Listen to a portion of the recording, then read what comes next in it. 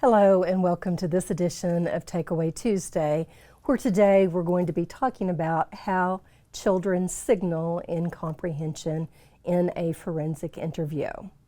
So I want you to think about a time where you've had a conversation with a friend or a family member or a coworker, and the conversation is flowing, it's back and forth. But there comes a time when the person that you're conversing with asks you a question that you don't understand. How do you respond? Is it with a, huh? Or what? Or could it just be simply, not really sure what you're asking me? So you're asking for some clarification. During a forensic interview, when we are talking with children of all ages, but especially the younger children, we have to be very, or maybe I should say that we can be very challenged to understand how they signal incomprehension. Often it may be with a or a what, or it could even be, I'm not really sure I understand your question. So you want to ask yourself, how do you signal incomprehension in a conversation with a peer, with your friend, with a coworker? What does that look like? Could it be that you even say, repeat back part of the question, but there's a lilt at the end, and that in essence signal you're questioning, oh, what did you say? What we want to think about, though, today is how do children in a forensic interview signal incomprehension? And we have to be prepared for the major different ways that they let us know that they really didn't understand the question. The challenge for young children in a forensic interview is often they truly do not understand that they did not understand the question. And what we find with younger children especially is even when they don't understand a question, they're going to come back with some type of response. And it could be the or the what, or the repeating back of the last several words. Sometimes though, they will attempt to answer that question, and it's apparent from their response to the question, they didn't understand the question. And so what do we do? What does that tell us? How do we know how to proceed in the forensic interview? Well, a benefit that we have as forensic interviewers is the use of interview instructions. And most of the protocols utilized here in the United States have a piece of their interview or a phase of their interview where they deliver interview instructions. And those are often, if you don't know, tell me that you don't know. If you don't understand my question, let me know and I'll ask it in a different way, or correct me. And those are three of the basic forensic interview instructions that we have. And then, of course, there's truth and lie, competency testing, and that is often jurisdictionally determined.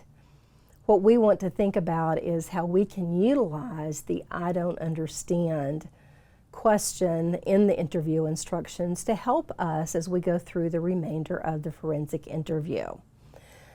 There was a time that both being trained as an interviewer and certainly trainings that I have conducted over the years where the thought was children 5 and under, we have a limited time with them in the forensic interview. Do we take some of that limited time to administer the instructions? And especially if they don't understand, or we're just kind of wasting our time. But there has been some recent literature that suggests that we should administer the instructions, because even if the children, and we're thinking about the preschoolers, even if they don't understand the instructions, what we are looking for is how do they respond to that incomprehension? Do we get a huh or a what? Or do they repeat back some of the last couple of words?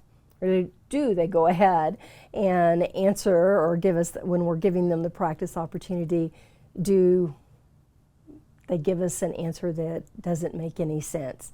So what we're thinking about is when we're administering the instructions to the preschoolers, yes, we want to know, and we certainly want them to understand, or we want them to know that if they don't know, to tell us that.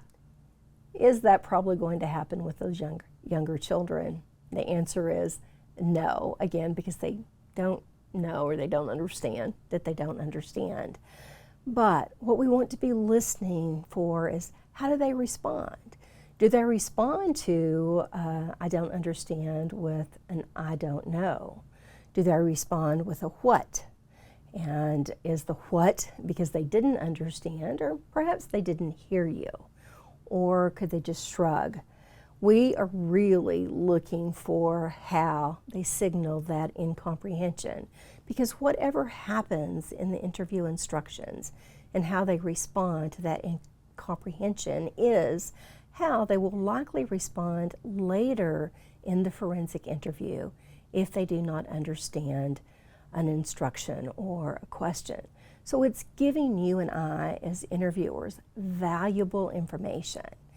Yes, you know, do we take the time to administer the instructions? And again, some research says, well, if you only do one, do the I don't know, or if you only do one instruction, make it I don't understand. And that's definitely something you will have to make a decision on.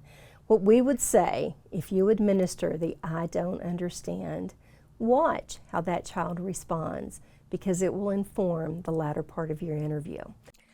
If you'd like more information, please check out calio.org. Also look at the NCAC Virtual Training Center for different webinars and seminars that have been recorded with experts in the field. And as always, if you have any questions or comments, please email me at the link below. Thanks and have a great day.